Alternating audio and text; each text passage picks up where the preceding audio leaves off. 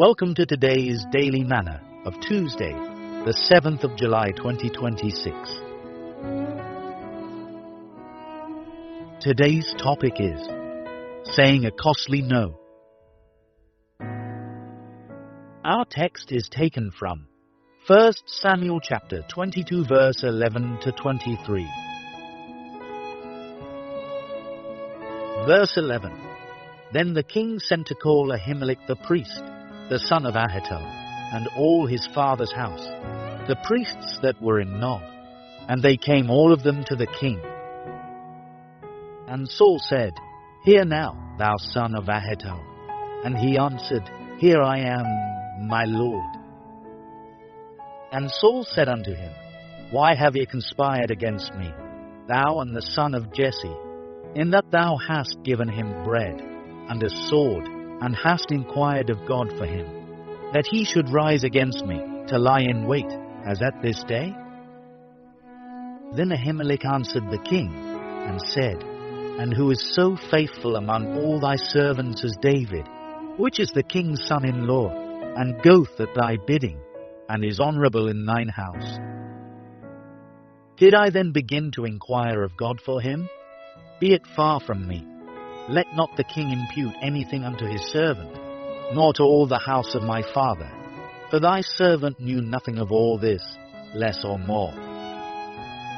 And the king said, Thou shalt surely die, Ahimelech, thou, and all thy father's house.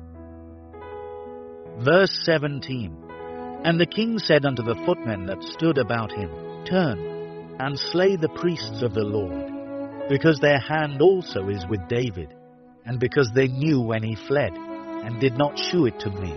But the servants of the king would not put forth their hand to fall upon the priests of the Lord. And the king said to Doeg, Turn thou, and fall upon the priests. And Doeg the Edomite turned, and he fell upon the priests, and slew on the day 85 persons that did wear a linen ephod. And Nob, the city of the priests, smote he with the edge of the sword, both men and women, children and sucklings, and oxen, and asses, and sheep, with the edge of the sword. And one of the sons of Ahimelech the son of Ahitub, named Abiathar, escaped, and fled after David. And Abiathar shewed David that Saul had slain the Lord's priests. And David said unto Abiathar, I knew it that day, when Doeg the Edomite was there, that he would surely tell Saul, I have occasioned the death of all the persons of thy father's house. Verse 23. Abide thou with me, fear not, for he that seeketh my life seeketh thy life, but with me thou shalt be in safeguard.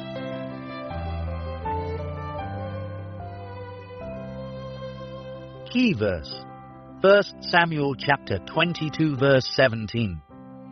And the king said unto the footmen that stood about him, Turn, and slay the priests of the Lord, because their hand also is with David, and because they knew when he fled, and did not shew it to me.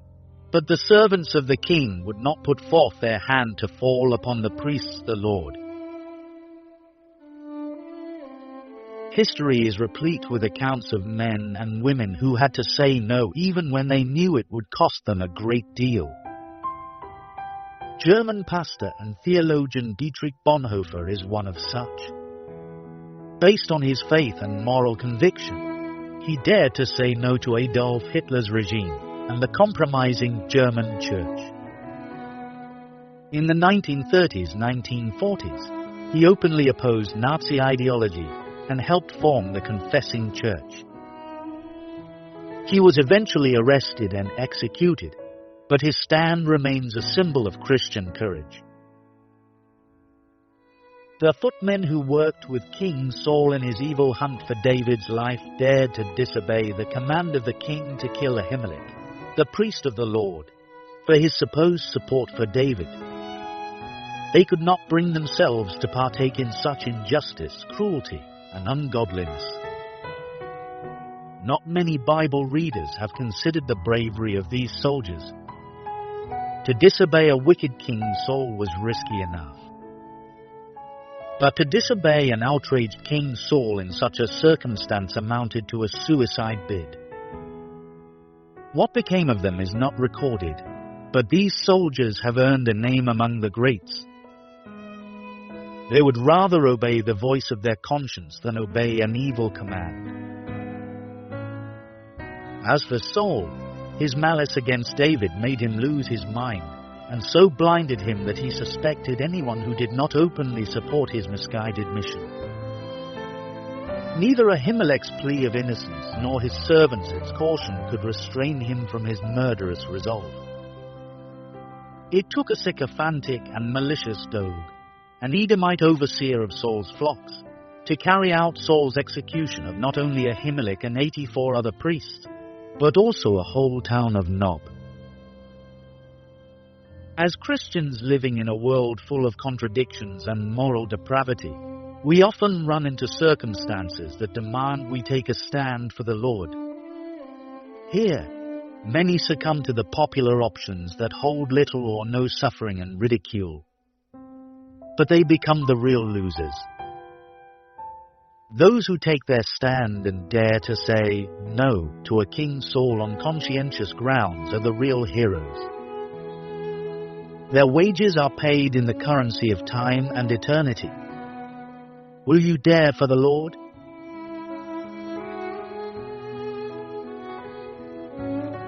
Thought for the day. When saying no to man means saying yes to God, say yes.